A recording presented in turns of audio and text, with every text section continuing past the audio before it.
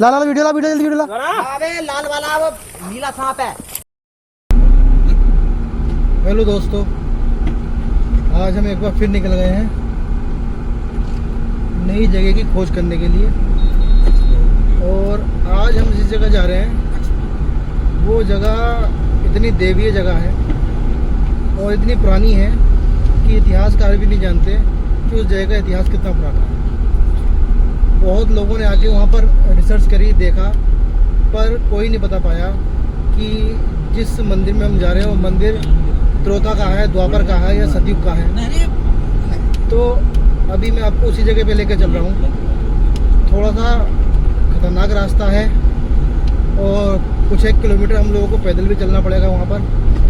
तो मेरी पूरी टीम आई है और पूरी तैयारी के साथ आई है। हम लोग हल्का फुल्का खाना पीना भी अपने साथ लेके आए हैं और आइए चलते हैं उस जगह पे जिसका नाम है गुलरसीत बाबा। ये बेसिकली एक भोलेनाथ का मंदिर है और शिवलिंग की स्थापना यहाँ पर हो रखी है।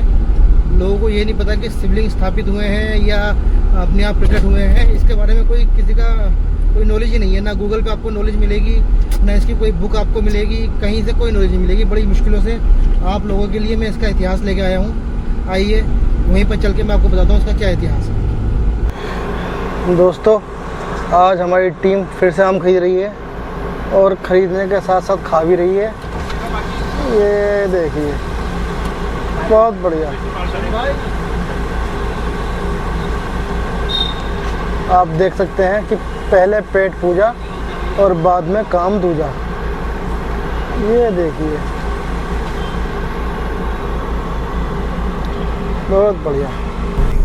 दोस्तों, आज जिस जगह हम जा रहे हैं वो जगह रामनगर से, अगर हल्द्वानी से आओगे आप तो 1 किलोमीटर पहले है और यदि आप काशीपुर से जाओगे तो रामनगर से 1 किलोमीटर बाद है। हम लोग करीब है अपनी मंजिल के और 2 मिनट 3 मिनट के बाद वो रास्ता आ जाएगा जहाँ से सिद्ध बाबा गुलरसीत की हम चढ़ाई शुरू करेंगे और आपको उस जगह के बारे में सारा वृत्तांत समझाएंगे। ले वही बनाइए रहा गाड़ी, जहाँ तक ऊपर चल रही वहाँ तक चढ़ाएंगे ही।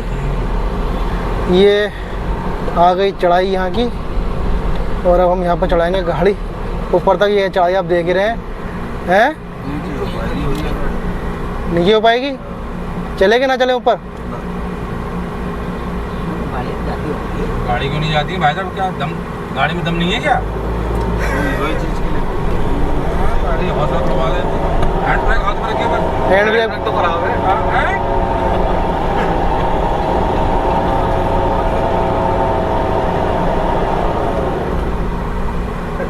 ये स्वर्गीय लाला बाल के किधर जाना है भाई? इधर को लगा दो ना,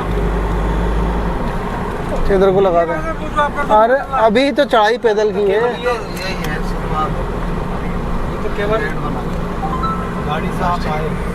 दोस्तों, चढ़ाई करने से पहले हमारा ये पूरा ग्रुप एनर्जी बटोर रहा है।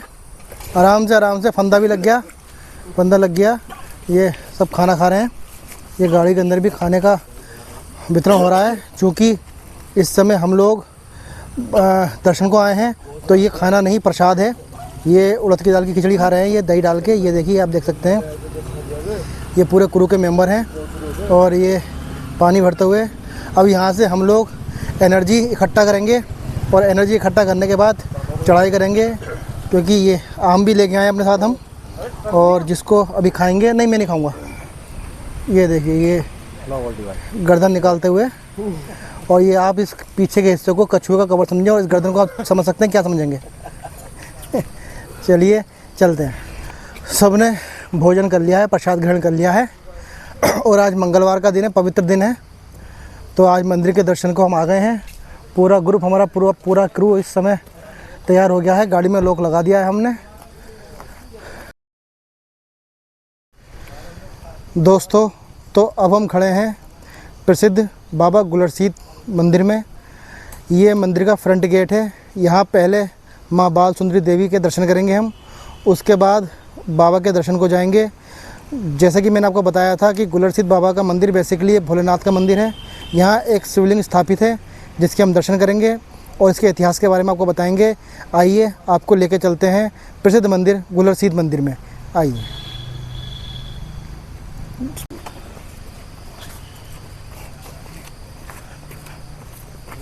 चढ़ाई करने के लिए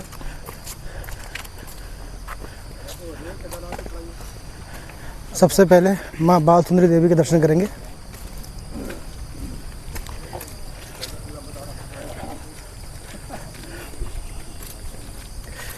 दोस्तों यहाँ के बारे में ऐसी कथा है कि यहाँ माता का बाल रूप के दर्शन होते हैं। माता का बाल रूप है यहाँ पर, जिसकी वजह से इस जगह का नाम माता बाल सुंदरी देवी पड़ा है। आइए दिखाते हैं आपको।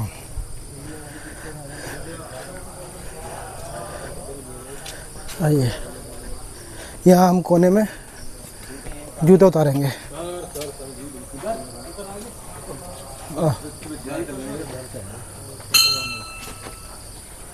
यहाँ पर जूते उतार के ओहो, नीचे थोड़ा सा कूड़ा कबाड़ा ज़रूर है, हमारे पाँव में भी कुछ चुभा है अभी, पर कोई नहीं, दर्शन कराते हैं आपको माता के।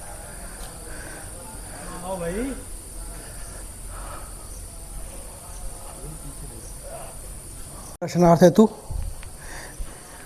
और हम माता के दर्शन करेंगे। चश्मा उतार देंगे भैया।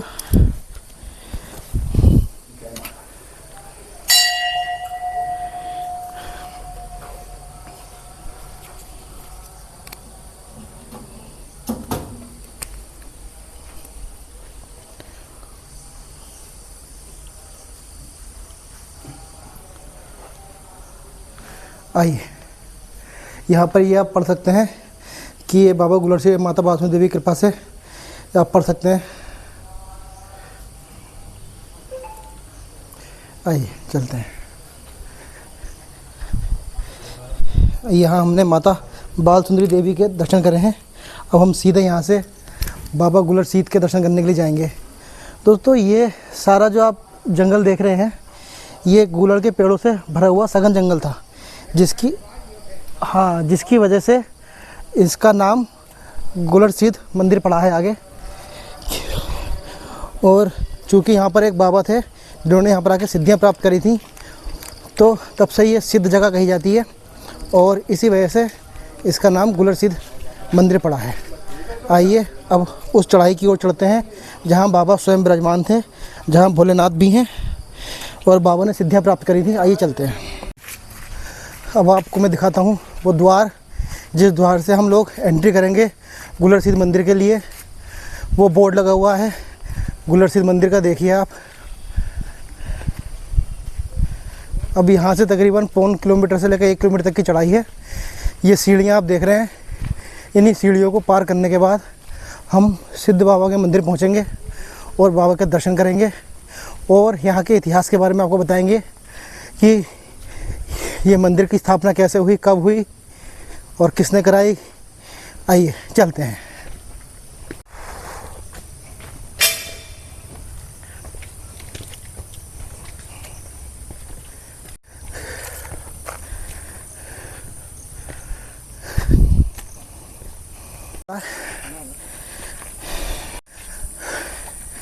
आप देख सकते हैं चारों तरफ घने जंगलों से घिरा हुआ ये एक पथरीला रास्ता है। नीचे पत्थर आपको दिखाई दे रहे होंगे। और वैसे तो आप भले ही 4 किलोमीटर 5 किलोमीटर डेली रनिंग करते हो, पर मेरे भाई ये 1 किलोमीटर की खड़ी चढ़ाई है जहाँ हम चढ़ रहे हैं और बाकी के लोग भी पीछे से आ रहे हैं। जानवरों का खतरा भी यहाँ पर लगातार बना रहेगा।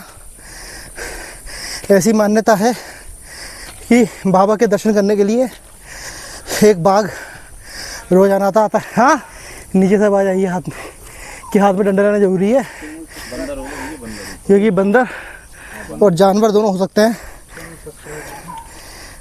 कर दो, उस पे कर दो, ठीक है, सब पे कर दो। डंडा कहाँ लिया भाई तूने? बोले ले संटी लेने की व्यवस्था हो गई है।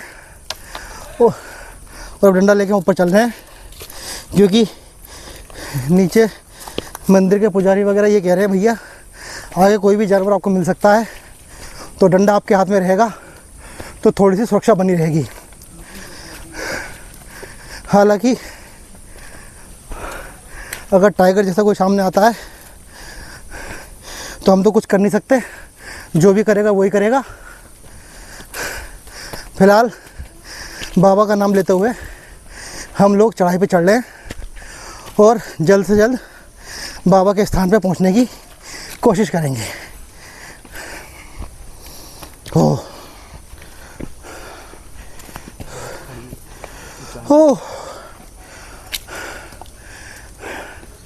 दोस्तों, हिंदुस्तान में बहुत सी ऐसी जगह हैं जो भी एक्सप्लोर नहीं हुई है, जहाँ के बारे में हमारे लोग नहीं, बाकी लोग नहीं जानते हैं। मैं आपको बता दूं कि हिंदुस्तान के अंदर में बहुत ऐसी सिद्ध जगहें हैं जहाँ आपकी मांगी हुई सारी मनोकामनाएं पूरी होती हैं, जो कि बहुत से लोगों को नहीं पता है।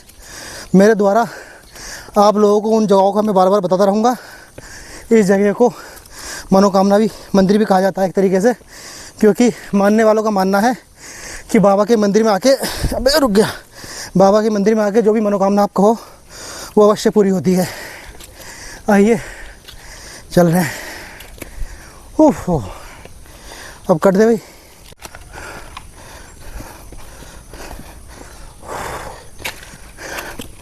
ओह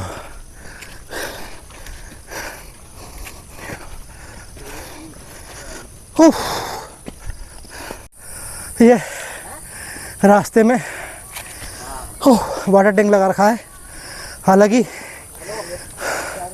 इसमें पानी नहीं है, लेकिन आवाज़ मुझे निकलने में परेशान कर रही है। अभी देख सकते हैं आप कितना लंबा रास्ता है।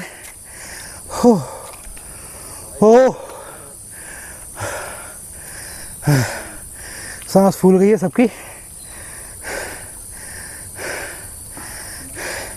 ये दोस्तों चढ़ाई नहीं, पूरी पहाड़ी की ट्रैकिंग है। हाँ बस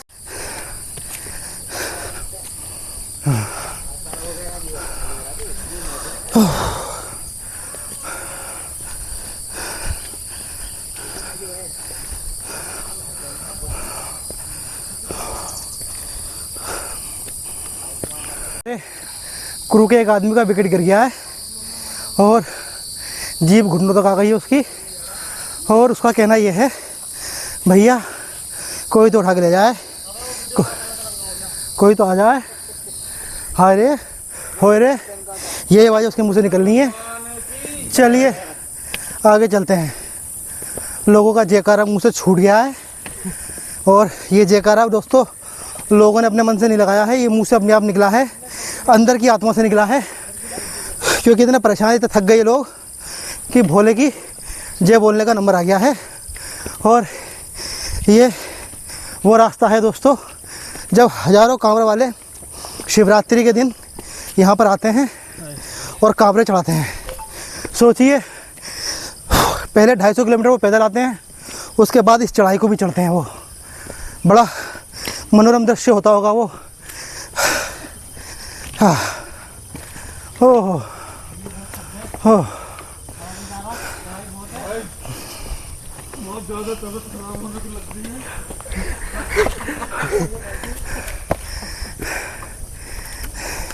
रेस्ट कर लो बैठ के।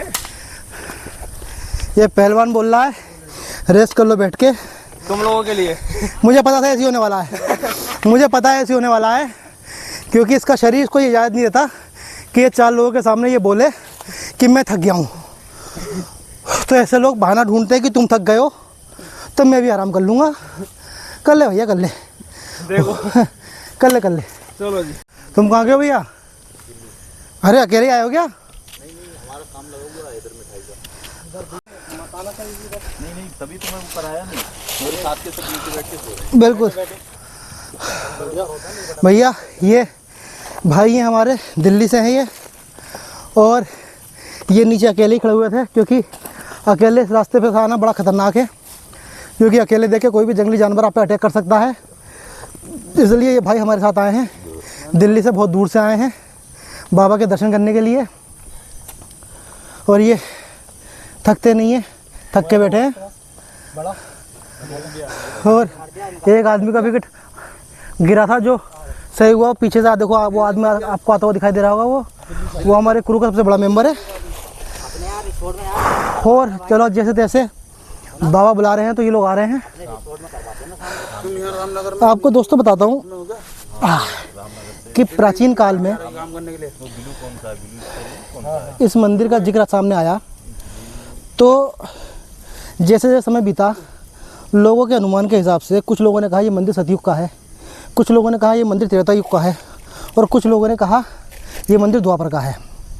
किंतु सही घटना किसी को नहीं पता कि मंदिर कहाँ का है। ये लोकल लोगों की माने तो ये कहा जाता है कि एक सिद्ध बाबा यहाँ पर आए थे और हज़ारों साल पहले उन्होंने यहाँ पर इस मंदिर का निर्माण करा था और यहाँ पर उन्होंने सिद्धियाँ प्राप्त करी थी।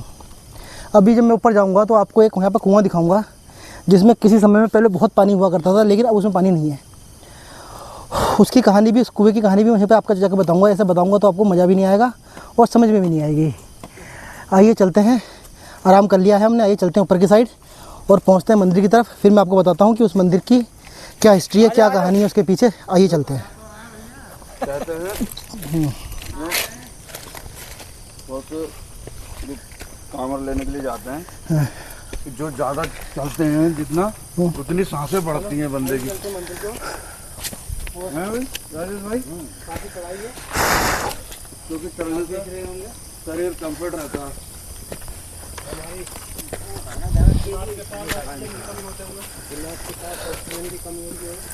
ये पसीना ज़्यादा निकल रहा है दिमाग से, ये देखो चेहरे पर देखा भाई, अब आप ये देखो कितनी खड़ी चढ़ाई है और इस विहंगम स्थल से हमें गुजरना है, इस दुर्गम स्थान से हमें गुजरना है। दोस्तों कहानियों में पढ़ा करता था कि कभी चंद्रगुप्त की कहानी पढ़ी, चाणक्य की कहानी पढ़ी, किसी राजा की कहानी पढ़ी, तो दुर्गम स्थानों का वर्णन होता था वहाँ पर। और आज से वैसे ही दुर्गम स्थान आज हमें देखने को मिल रहे हैं और ऐसा लग रहा है जैसे कोई त्रेता युग या द्वापर युग का वर्णन सामने आ गया हो और हम खुद उसके चरित्र बन गए हों। आइए धीरे धीरे ही सही मगर वो मंजिल की तरफ पहुंच जरूर रहे हैं। हाँ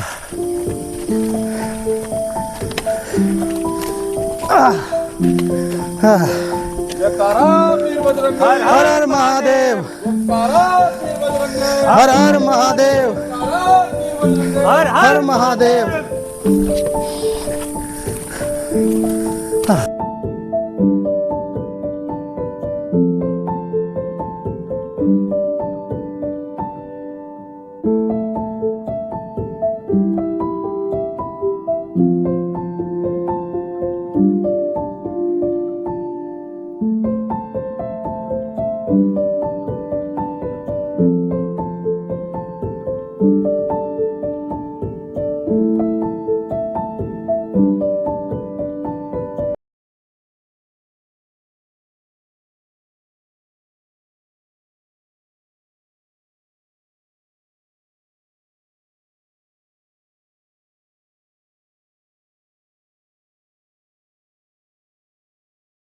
दोस्तों अगर आपको चलने की आदत नहीं है और कभी आपको ऐसी बिहड़ स्थितियों में, विहंगम स्थितियों में आना पड़ जाए तो हमेशा ध्यान रखें कि आपकी प्रायोरिटी आपके लिए शरीर है आपका। आप उसको आराम देते हुए चलें, कभी भी किसी से होड़ ना करें, किसी से बहस ना करें। जितना परमिशन आपका शरीर आपको देता है उतनी ही आप चढ़ाई करें, उतनी ही आप मेहनत करें, क्योंकि जिन परिस्थितियों में हम हैं उन परिस्थितियों में आपको कहीं भी बाहर से कोई मदद नहीं मिलने वाली है। आपकी मदद आप स्वयं हो, अपने शरीर की स्वयं मदद करें आप। इसलिए आराम करते करते चलें, जब तक आपकी सांस आपके कंट्रोल में ना आ जाए आगे का सफ़र तय ना करें। भले ही दूरी 100 मीटर रह जाए या 50 मीटर रह जाए, पहले अपने शरीर को आराम दें, सांसों को कंट्रोल करें और उसके बाद ही आगे का सफ़र तय करें। हाँ चलो सांसें कंट्रोल में आ गई होंगी अब। प्रॉपर रेस्ट जरूरी है, गर्मी ज़्यादा है ना, दिक्कत ये है। सभी के लिए है। गर्मी में तो काम हो ही नहीं सकता ज़्यादा, बॉडी और वो होगी डीऑक्सी गर्मी का जो भी ऊपर आ चुके हैं। आज तो ठंडी हवा चल जाएगी। हाँ देखो उल्टी आ रही है मुझे। इधर ऊपर कैसे पहुंच गए?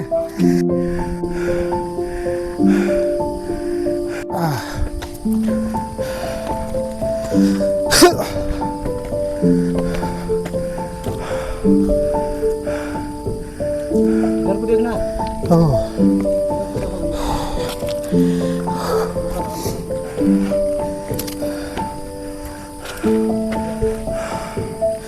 चलो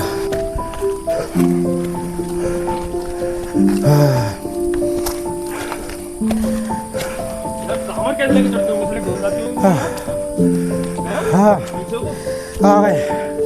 अथक प्रयासों के बाद हम अपनी मंजिल पे पहुंच गए और सामने हमें गुलरसीद बाबा का मंदिर दिखने लग गया है। हाँ हाँ लो भैया। हाँ, एक श्रद्धालु पानी की प्यास से व्याकुल होता हुआ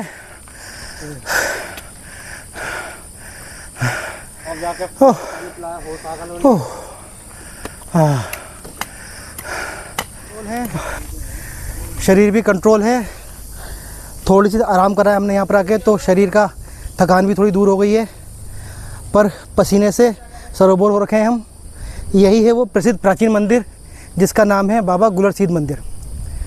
ऐसी मान्यता है दोस्तों कि अंग्रेज़ों के काल में ये नदी बहती है, यहाँ पर कोसी नदी बहती है, और पहले इसका नाम कोसी की नदी था। तो इसके परगना कोटा के नाम से पूरा क्षेत्र जाना जाता था। पर अंग्रेज़ों ने कोसी के उस साइड का हिस्सा जो कि पहाड़कोट कहलाता है, और इस साइड का हिस्सा जो कि भाबरकोट कहलाता है, पहाड़कोट के हिस्से में एक प्राचीनतम मंदिर आता है जिसका नाम सीतेश्वरी मंदिर या सीतावनी का नाम है। वहाँ पर एक और मंदिर है बामेश्वर नाम के मंदिर। दोनों ही ये शिवलिंग है, दोनों ही शिव जी के मंदिर हैं। ये ऐसी मान्यता है कि सीता जी ने जब वनवास हुआ था, सीता जी को जब सीता जी सब कुछ छोड़ के चली गई थी, तो सीतावनी में ही वो धरती में समा गई थी। और जब तक वो वहाँ पर रही थी, तो जिस महादेव के उन्होंने तपस्या की थी, उपासना करी थी, वो मंदिर सीतेश्वर मंदिर के नाम से जाना जाता है। उसी का एक हिस्सा इस पार्ट को माना जाता है, गुलरसीद बाबा के मंदिर को, क्योंकि अंदर जो शिवलिंग है, उस शिवलिंग का जो इतिहास है, उस शिवलिंग की जो बनावट है, या जो भी उस शिवलिंग से मिलते जुलते जो भी सबूत मिलते हैं, वो लगभग उसी समय के सबूत मिलते हैं। पहाड़ कोटा के साइड वाले सबूत ही मिलते हैं। इसलिए इसको भी त्रेता युग का ही शिवलिंग माना जाता है। परंतु सच्चाई हकीकत से परे है। कुछ नहीं पता, किसी को नहीं पता कि ये शिवलिंग कब प्रकट हुआ, कहाँ से आया, कैसे आया। तो ये मान्यता ही चली आ रही है। कोई सतयुग का बताता है, कोई त्रेता का युग का बताता है, कोई द्वापर का बताता है। और प्राचीनतम शिवलिंग है। बड़े बड़े दूर से लोग यहाँ पर दर्शन करने के लिए आते हैं। और इसी श्रृंखला में एक शिवलिंग है जो कि भावरकोटे की साइड निकला है, ढिकुली इलाका, जो यहाँ का प्राचीनतम इलाका है। ढिकुली इलाके में एक शिवलिंग निकला है प्रकटेश्वर महाराज का। तो वो भी एक शिवलिंग ही है जो पुरातत्व वालों ने अपने पास रख रखा है। और इसके जो पुरातत्व के जो सबूत हैं वो बिखरे हुए पड़े हैं, जिनका अभी तक कोई मूल्यांकन नहीं कराया गया है। कोई सरकार की तरफ से अभी तक कोई इस पर ज़्यादा ध्यान नहीं दिया गया है, जिसकी वजह से यहाँ की प्राचीनता का अभी तक कुछ पता नहीं चला है। अभी मैं आपको इसके पीछे कुआं दिखाऊंगा। उस कुएं की ऐसी मान्यता है कि जो भी शिवलिंग के ऊपर जल चढ़ता था, वो जल सारा कुएं के अंदर फेंका जाता था। और किसी समय में उस कुएं के अंदर बड़ा पानी हुआ करता था और मंदिर के सारे कामकाज उसी पानी से किए जाते थे। किंतु समय जैसे जैसे बीतता गया, कुछ महिलाओं ने यहाँ पर आके नहाना शुरू कर दिया, जिसकी वजह से ये कुआं सूख गया। और उसके बाद कई यज्ञ और हवन कराए गए ताकि इस कुएं में फिर से पानी आ जाए। बाबा सिद्ध बाबा जो हुआ करते थे, उन्होंने कई यज्ञ कराए, किंतु उस कुएं के अंदर पानी नहीं आया। लेकिन यज्ञ की प्रथा ऐसी चली कि अब हर साल यहाँ पर हवन और यज्ञ हुआ करते हैं। आइए मैं आपको उस कुएं के भी दर्शन कराता हूँ और बाबा के भी दर्शन कराता हूँ, शिवलिंग के भी दर्शन कराता हूँ। आइए दिखाते हैं, आ जाओ।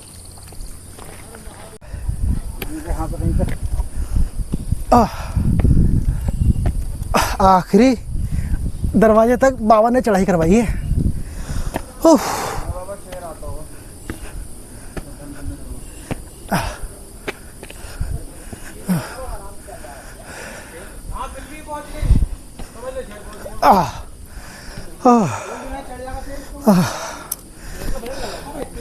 आइए, ये बाबा है।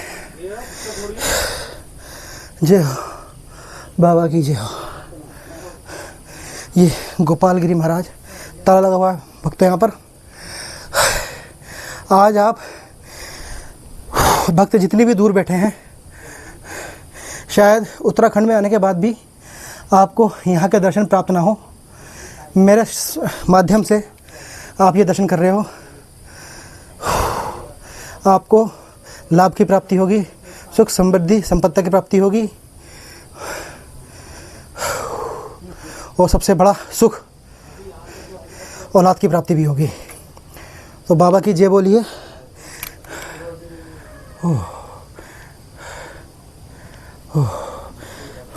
आइए आपको वो कुआं दिखाता हूँ। अरे वाच टावर भी है यार ये। अरे फटा पड़ा है ऊपर से पटवा। आओ, आइए दिखाते हैं। आओ,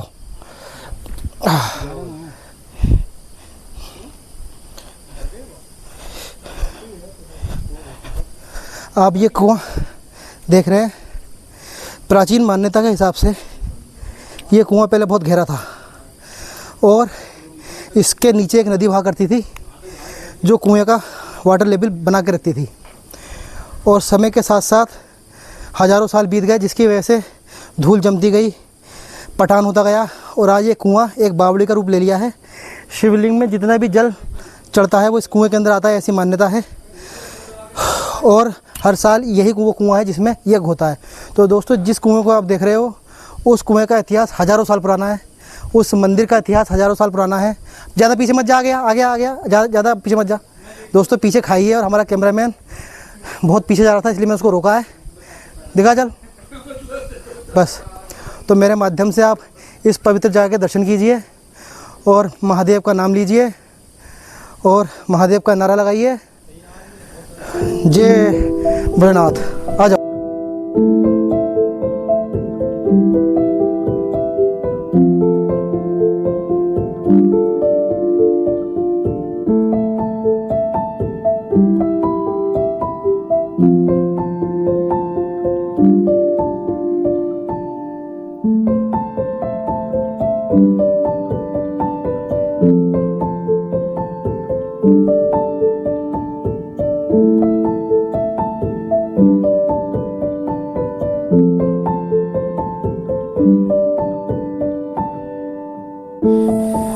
वापसी जा रहे हैं भैया, दर्शन हो गए, जानकारी आपको दे दी है।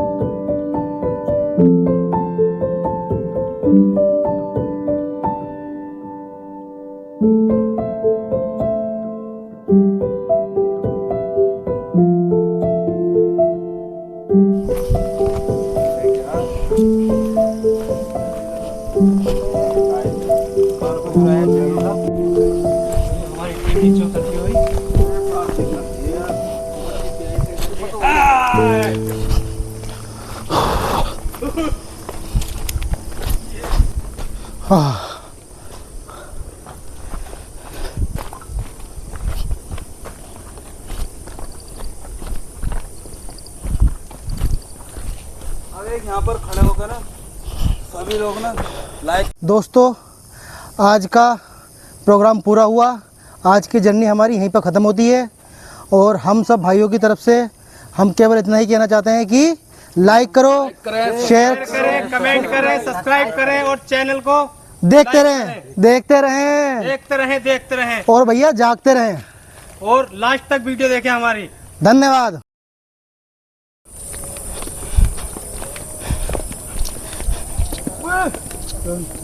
कितना लंबा सांप है? ला वीडियो जल्दी वीडियो ला। अबे लाल वाला वो नीला सांप है, नीला वाला थोड़ा सा बना। अबे डंडा नहीं देख थोड़े से मूंछों वाला सांप है। अरे मुंह में को दबा रखा, खुद लेके जा रहा है वो गिरगट दबा रखा मुंह में। आ गए अबे, वो कर लिए, जूम कर ले, जूम जूम कर ले। निकल जाता है। ये देखो नीला वाला सांप। मछाना है यार, मछाना है यार।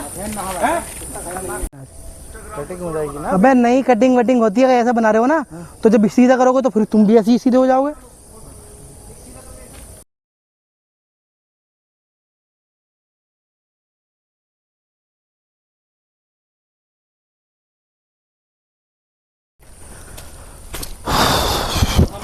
नीचे भोलेनाथ के दर्शन करके हाँ बहुत ही अच्छे दर्शन हुए हमें भोलेनाथ के। दोस्तों आ गए हैं वापस गाड़ी के अंदर, और बहुत ही गर्मी थी और पीछे ले जाओ, पीछे ले जाओ। मुंह की हालत ख़राब हो चुकी है गाइस, और थकान हो चुकी है बहुत ज़्यादा सबको। अब देखते हैं घर कैसे कैसे पहुँचते हैं सारे। अब घर जाके आराम करेंगे, 1-2 दिन की छुट्टी होगी शायद। बहुत थक चुके हैं सारे के सारे, बहुत चढ़ाई थी, ऊपर से गर्मी इतनी ज़्यादा, धूप इतनी ज़्यादा, बहुत ज़्यादा बहुत गर्मी। आज तो गर्मी हो गई साली, वैसे जब गाड़ियों में घूम रहे थे तब सोचते हैं। अब चल रहे हैं हम एक पवित्र धाम हनुमान धाम की तरफ, जो कि रामनगर से तकरीबन 6 किलोमीटर आगे पड़ता है और बहुत पवित्र जगह है।